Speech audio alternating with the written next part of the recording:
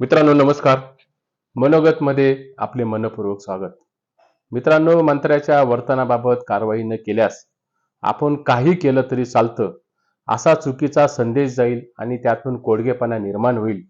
यासाठी राज्य सरकारला कठोर निर्णय घ्यावे लागेल असे मुख्यमंत्री देवेंद्र फडणवीस यांनी सांगून भडक व वादग्रस्त विधाने करून सरकारला अडचणीत आणणाऱ्या मंत्र्यांना घरचा रस्ता दाखवण्याचा सूचक इशारा हा मुख्यमंत्री देवेंद्र फडणवीस यांनी आज दिलाय. त्यामुळे संजय गायकवाड, संजय शिरसाट व सध्याचे कृषी मंत्री असलेले माणिकराव कोकाटे यांची मंत्रिमंडळातून मुक्तता होईल असा अंदाज आता राजकीय वर्तुळात हा जोर धरू लागलाय. त्यामुळे सध्या रडारवर असलेल्या माणिकराव कोकाटे यांचं काय होणार? सभागृहात रमी खेळण्याचा डाव हा त्यांना भवणार का? याकडे राज्यातील जनतेचं लक्ष आता मात्र मोठ्या प्रमाणावर केंद्रित झालंय. देशाच्या व राज्याच्या कृषी खात्याचा कारभार यापूर्वी अनेक मातब्बरांनी भूषवला. त्यातून त्या खात्याची गरिमा व प्रतिष्ठा उंचावण्याचं काम हे सातत्याने मागच्या काळात केलं गेलं. स्वर्गीय अण्णासाहेब शिंदे, शरद पवार साहेब, बाळासाहेब थोरात, एकनाथ खडसे आणि राधाकृष्ण विखे पाटील, दादा भुसे अशी कितीतरी नावे या ठिकाणी घेता येतील की त्यांनी कृषी खात्याची जबाबदारी सांभाळताना निष्कलंक पद्धतीने काम केलं. परंतु अलीकडच्या काळात धनंजय मुंडे, अब्दुल सत्तार आणि आता मात्र कृषी मंत्री असलेल्या माणिकराव कोकाटे यांनी कृषी मंत्री पदाला वादग्रस्त ग्लॅमर हे या ठिकाणी मिळून दिलंय. मुंडे आणि सत्तार यांची वादग्रस्त परंपरा हे माणिकराव कोकाटे यांच्या काळात खंडित होईल असं सुरुवातीला वाटलं होतं. परंतु ती वादाची परंपरा ही श्री माणिकराव कोकाटेंनी अधिक पुढे वेगाने नेली. म्हणजे धनंजय मुंडे व अब्दुल सत्तारांनी रचलेल्या वादाच्या पायावर कळस चढवण्याचं काम हे दुर्दैवाने कोकाटे यांच्याकडून अपेक्षित नसताना या ठिकाणी स्पष्टपणाने झाल्याचं दिसतंय. एकतर महायुतीच्या मंत्रिमंडळात येण्यासाठी त्यावेळेस खूप मोठी स्पर्धा लागलेली होती. असं असताना कर्मधर्म संयोगाने श्री माणिकराव कोकाटेंना कृषी मंत्री पदाची लॉटरी ही लागली होती. त्यांच्या म्हणण्यानुसार कृषी खातं हे ओसाड गावची पाटीलकी होती.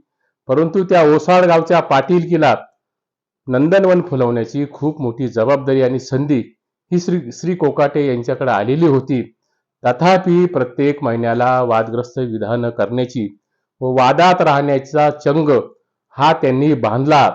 यातून कृषी खात्यातून अजितदादा आपल्याला बाजूला सारून पुढच्या काळामध्ये मलईदार खातं देतील अशी माणिकराव कोकाटेंची इच्छा असावी असं मात्र आता या वादाच्या पार्श्वभूमीवर हे महाराष्ट्रामध्ये बोललं जातंय.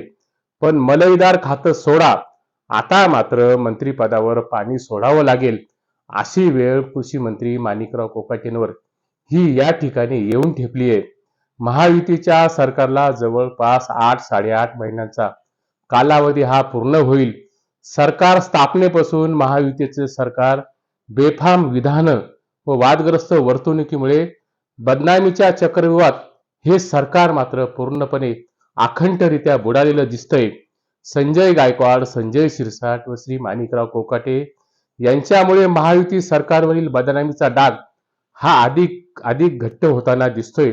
म्हणून गृहमंत्री अमित शहा यांनी वादग्रस्त मंत्र्यांना मंत्रिमंडळातून बाहेर काढा असे आदेश मुख्यमंत्री देवेंद्र फडणवीस यांना दिल्याची माहिती ही समोर आली. त्यामुळे शहा यांच्या भूमिकेमुळे कोकाटे यांचं मंत्रिपद आता तरी धोक्यात असल्याचं या ठिकाणी मानलं जातंय. हे या ठिकाणी लक्षात घ्या.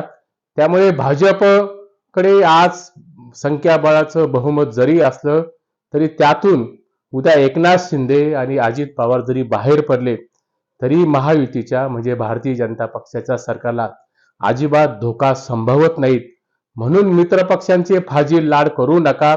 त्या शिंदे व अजित पवारांमुळे सरकारवर पुढच्या काळात कुठलाही परिणाम हे होणार नाहीत.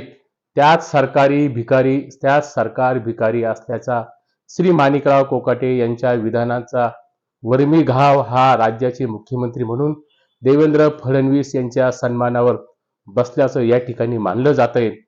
त्यामुळे शिंदेच्या व अजित पवारांच्या मंत्र्यामुळे सरकारची या ठिकाणी नाचक्की होते. सरकार त्यांच्या या वादग्रस्त मंत्र्यांच्या पार्श्वभूमीमुळे हतबल झाल्याचं या ठिकाणी स्पष्टपणाने गेल्या 8-8.5 महिन्यातील कारकिर्दीवरून दिसून येतं. त्यामुळे अमित शहानी कोणाचाही मुलाहिजा न लागता, दबाव न ठेवता फडणवीस यांना बेधडकपणाने या मंत्र्यांवर कारवाई करा किंबहुना यांना घरचा रस्ता दाखवा, असं या ठिकाणी अमित शहानी सांगितल्याचं हे सांगितलं जातं.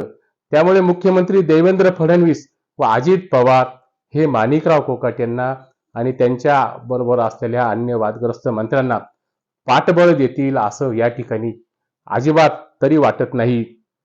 तुम्हाला आठवत असेल, महायुती सरकार स्थापनेच्या वेळी भाजपने त्याही पेक्षा भारतीय जनता पक्षाची मातृसंस्था असलेल्या राष्ट्रीय स्वयंसेवक संघाने वादग्रस्त प्रतिमा असलेल्या तान्हाजी सावंत, अब्दुल सत्तार, दीपक केसरकर या वादग्रस्त मंत्र्यांच्या मंत्रिमंडळातील समावेशाला हा प्रखर असा विरोध केलेला होता. त्यामुळे तानाजी सावंत व अन्य मंत्र्यांना या ठिकाणी मंत्रिमंडळात समावेश करता आलं नाही. नंतरच्या काळामध्ये कृषी मंत्री राहिलेल्या धनंजय मुंडेंची असलेली वादग्रस्त प्रकरण बाहेर आली आणि सरकारची प्रतिमा कलंकित होते म्हणून धनंजय मुंडेंना हे बाजूला करण्यात आलं. त्यामुळे मुंडेंना जो न्याय लावला गेला तोच न्याय इथे सतत वादात असलेले श्री माणिकराव कोकाटे यांच्याबाबत व भाजप व मुख्यमंत्री देवेंद्र फडणवीस हे सहनशीलता दाखवल असं तरी या ठिकाणी प्राप्त परिस्थितीत वाटत नाही.